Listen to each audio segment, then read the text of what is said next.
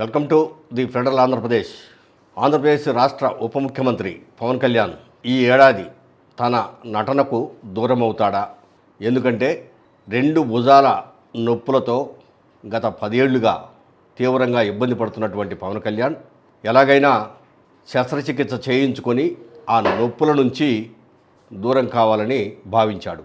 అందులో భాగంగానే పవన్ కళ్యాణ్ ముంబైలోని ధీరుభాయ్ అంబానీ ఆసుపత్రిలో చేరి 2 రోజుల క్రితం కుడి భుజానికి శస్త్రచికిత్స చేయించాడు. 1 నెల రోజులు ఫిజియోథెరపీ చేసి 4 నెలలు రెస్ట్ తీసుకోవాలని వైద్యులు సూచించారు. ఆ 4 నెలల తర్వాత మరలా ఎడమ భుజానికి కూడా శస్త్రచికిత్స చేస్తామని అక్కడి వైద్యులు ప్రకటించారు. అంటే ఈ ఏడాది మొత్తం సినిమా కళకు లేదా నటనకు కొంత దూరమయ్యే అవకాశం ఉంది. ఎందుకంటే ఈ చేసిన శస్త్రచికిత్స గాయాలు మానాలి, అదేవిధంగా శరీరము విపరీతమైనటువంటి శ్రమకు గురి కాకూడదు అనేది వైద్యులు చెప్తున్న మాట.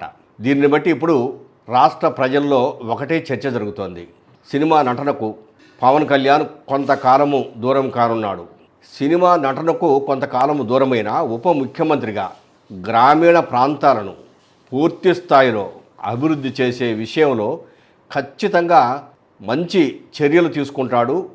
అందువల్ల పవన్ కళ్యాణ్కు ఇంకా మంచి పేరు వస్తుందనే చర్చ కూడా ఆంధ్రప్రదేశ్ రాష్ట్రంలో ఉంది. గ్రామీణాభివృద్ధికి సంబంధించి ఇప్పటికే కేంద్ర ప్రభుత్వం ఆంధ్రప్రదేశ్ రాష్ట్రం ముందుందని అందువల్ల 2 అవార్డులు కూడా ప్రకటించింది.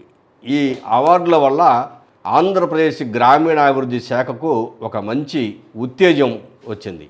ఈ నేపథ్యంలో పవన్ కళ్యాణ్ నటన విషయమై ఏదైనా ప్రకటన చేస్తాడా, లేదు సందర్భం వచ్చినప్పుడు నటిస్తాడా అనేది ఇప్పుడు ప్రజల్లో జరుగుతున్న చర్చ.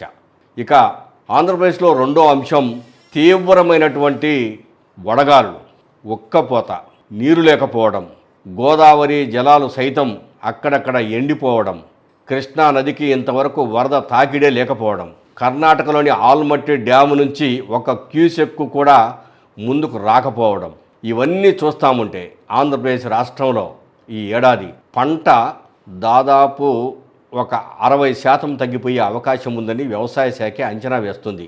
ఈ 2 నెలల కాలం అంటే జూన్ 1వ తేదీ నుంచి జూలై 11వ తేదీ వరకు 42% వర్షపాతం తగ్గింది.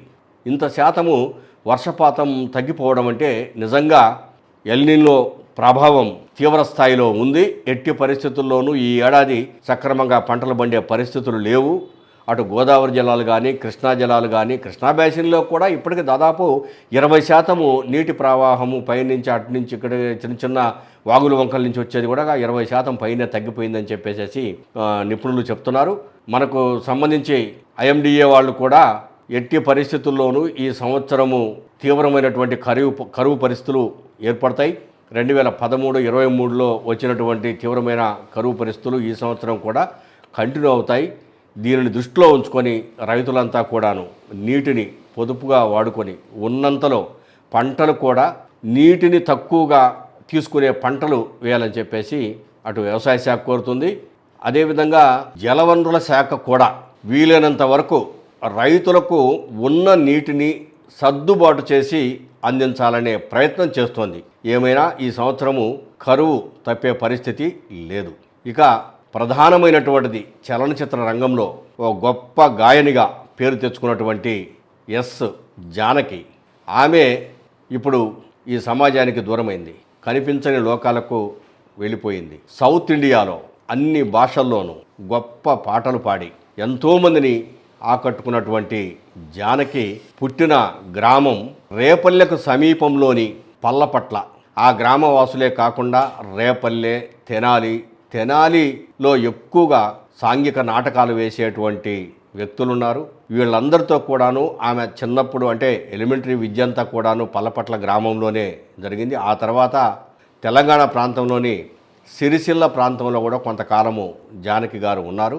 అంటే ఈ 2 తెలుగు రాష్ట్రాలతో మంచి సంబంధాలు ఉన్నాయి. ఆ తర్వాత సినిమా రంగంలోకి పాటలు పాడే అవకాశం రావడం, మద్రాసు చేరుకోవడం, ఎక్కువగా దాదాపు 55,000 గీతాలు పాడిన తర్వాత కేంద్ర ప్రభుత్వం పద్మభూషణ్ అవార్డుతో ఆమెను సన్మానించాలని, అభినందించాలని ప్రకటించింది. అయితే నేను చేసిన శ్రమకు ఈ చిత్రరంగానికి నేను అందించిన ఈ పాటలకు వీటికి మీరిచ్చే అభినందనలు నాకు సరిపోవు అని చెప్పేసి ఆమె డైరెక్ట్గానే ఈ అవార్డును తిరస్కరించారు. ఆమె ఒక విధంగా మనసులో నాకు భారతరత్న అవార్డు రావాలని కోరుకున్నారు. సరే, ఏమైనా చిత్రరంగానికి ఆమె పాడిన పాటలు, అటు ఎక్కువగా పాత చిత్రాలకు పాడిన పాటలు, లేదు కొత్త చిత్రాలకు కూడా పాడిన పాటలు జనాన్ని తన్మయత్వంలో ముంచేశాయని చెప్పొచ్చు. తెలుగు రాష్ట్రాలలో ఆమెకున్న అనుబంధము, రేపల్లె తెనాలి ప్రాంతంలో ఆమె ఫోటోను పెట్టి ఫోటోకు దండలు వేసి నివాళులు అర్పించి ఆమెతో ప్రత్యక్షంగా కొందరు మాట్లాడి సంబంధం ఉన్న వాళ్ళు కన్నీళ్లు పెట్టుకొని ఆమె దూరం కావటం చాలా బాధగా ఉందని చెప్పేసి చెప్తున్నారంటే తెలుగు వాళ్లకు జానకి గారిపై ఎంత అభిమానం ఉందో, ఏ విధమైన అభిమానాన్ని పెంచుకున్నారో, ఆమె పాటలు ఎంతమంది మనసులను దోచుకున్నాయో అర్థం చేసుకోవచ్చు.